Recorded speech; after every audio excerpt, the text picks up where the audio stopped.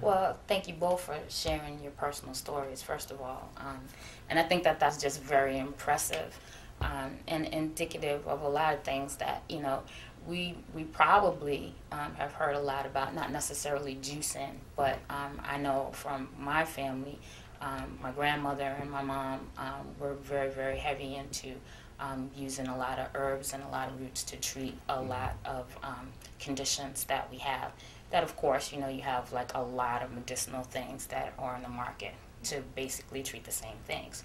So, and they were very, very intense about certain juices that they would insist that you needed to drink that would address, you know, certain problems as well. So I guess what we're saying is that it's readily accessible, natural absorption all at one time when you do this juicing. Absolutely. But I do want to clarify, do you also eat regular food? Or you don't just drink juice all day long, do you? Or, I mean, just help the audience to understand that this is probably something that you incorporate into your daily health regimen, but, you know, it's understood that there are other foods and, you know, natural, you know, things that you are still, I could be wrong, but I'm asking the question. I just want us to get that clarification. So you do still eat? Well, yes, I do eat solid foods. I no longer eat beef or pork, but I have embraced, still connected, well connected with fish. Okay. I do some chicken, but not like I used to. And Stanley and I, we were having a conversation earlier that a chicken today, fish today, doesn't give you the same mineral content as it did years ago. Food today is not as healthy as it was. So you have to be even more selective in terms of the type of foods that you're going to go with. I'm strongly considering raw foods at this point. Stanley has done it for a minute, and but I'm been in doing research and constantly progressing and evolving. You know, I'm looking to continue to grow, and it seems like raw foods is just the natural next step for me, you know, as I move forward. So yes, one meal, I do eat food, but I find that I really don't need to have, because of my regimen with juicing, I don't need to really have a meal until late in the day. So I'm generally not eating a solid meal until about 4 o'clock at least. Okay. How about yourself, Steve? Me, I eat juice. No, I'm glad you said about, you know, our parents and our grandparents and our great-grandparents. Mm-hmm. They really knew what was happening. Oh, yeah. Yes, they did. I remember my mother drinking lemon and water every morning. Mm-hmm. Do you know how much that alkalines the body? I couldn't figure out why she was doing it. Mm-hmm. She drank baking soda and water. Now I'm finding out baking soda, combination of baking soda, Epsom salt, and water will wash away the phosphates in your body. Okay. It's amazing. They were doing things that maybe they didn't even know, mm-hmm. but very helpful to the body. But to answer your question, yes, I do eat juice. No, I'm sorry. I eat what is considered a raw food diet. Okay. Now, you know, it almost sounds nasty. Raw food, live food. Well, let's just say this. It's fresh food. The food is fresh. But it consists of fruits, vegetables, seeds, and nuts. That's the whole diet. But you would be surprised that I make a meatloaf out of nuts. I soak mushrooms in a combination of onions, olive oil, and organic soy sauce that gives the mushrooms a meat flavor. So you mix it with these homogenized nuts, and you got a dough. It looks just like meatloaf, but now I put it in what's called a dehydrator, and it dries. You can't come on this diet hungry though, because it takes about 8 to 12 hours to dry. Okay. And then I make a barbecue sauce and put it over it. There's my meatloaf. There's so many things that could be done with the raw food, fresh food. Okay. And these foods are just as filling. And look, if I go and eat a liverwurst sandwich, I got a stomach of steel, so I can eat anything. I'll eat the sandwich, and you know, my system will say, "Did you really enjoy it?" Like he says, the food doesn't have the taste that it used to have. Fresh food is delicious. A lot of times I take people to these raw food restaurants, fresh food restaurants. They can't even tell the difference.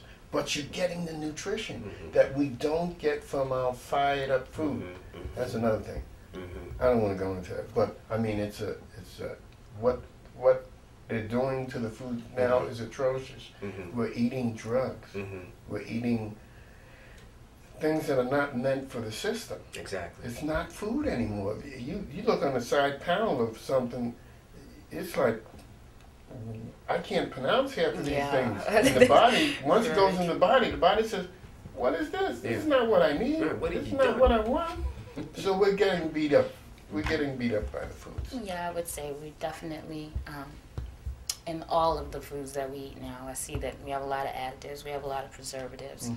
So it would seem that it would make sense to be able to try and adapt an approach to your health and nutrition that would lend itself to being able to, in some form or another, detox or be able to purify.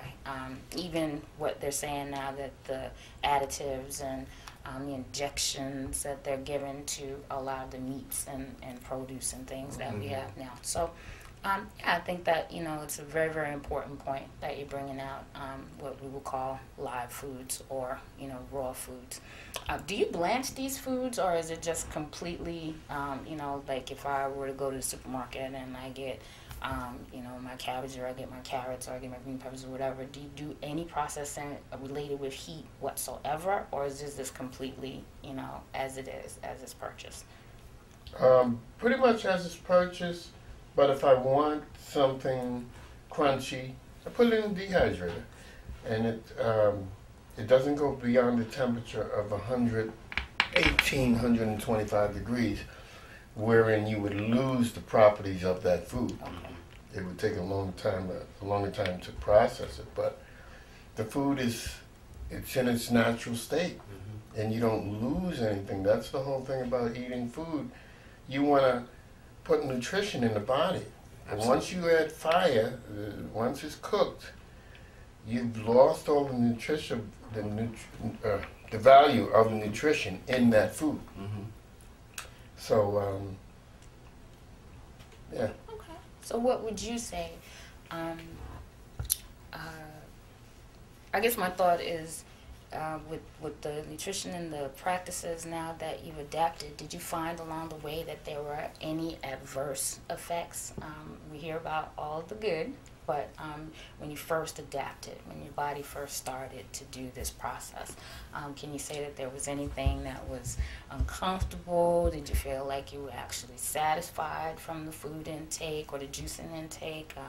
You know, I would imagine that would be some type of culture shock, but to your system there would be some type of shock or you know, something involved if you've, you know, had cooked foods in your system all your life, or the processed foods, or whatever the case may be. So I would imagine, by the same token, as you ingesting things that are not necessarily healthy for you, now you've got this whole new regimen where things are really healthy. Did you find that anything was kind of adverse? Did you, you know, feel any different? Then, you know, I don't know, were you saying you felt immediately that much better, or, you know, just so that we have a clear understanding, you know, how the process could actually work? Because for anybody that wants to start to do this or incorporate this into their lifestyle, I would imagine they would have to take their time and steps in terms of adapting to it.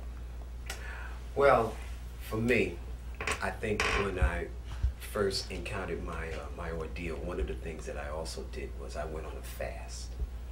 Okay, because I also understood that my body was toxic. So I needed to remove that. So my body freaked out.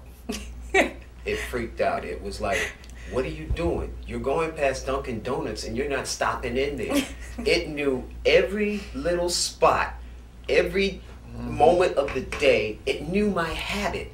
It understood my routine better than I even thought possible. It knew everything, and it was rebelling. It was rebelling. I would get these, these pangs. It was like, yo, you got to go in here. And I was like, no, I'm not. I can't go. I don't want to do this. I want to live. It was like, no. And there was this raging battle going on. And each day, I got more of a step up on it. And each day I went on into this fast, and I was on the fast for 7 days. My body was losing. I was winning. And I started to now, as the battle was becoming more, in my favor, I was noticing more energy. And when I digested the juice, I could actually feel, it going through my system and just waking me up.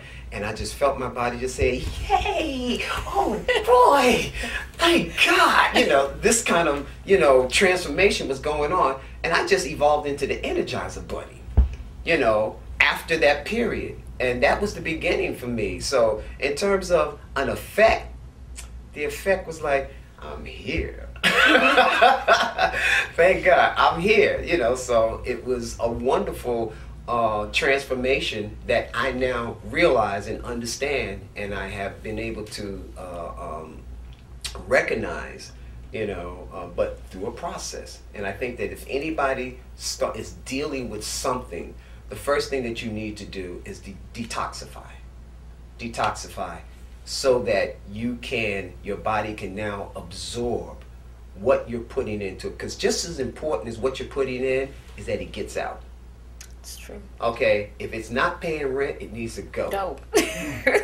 Okay, so don't let anything get comfortable up in here. It's meant to flow.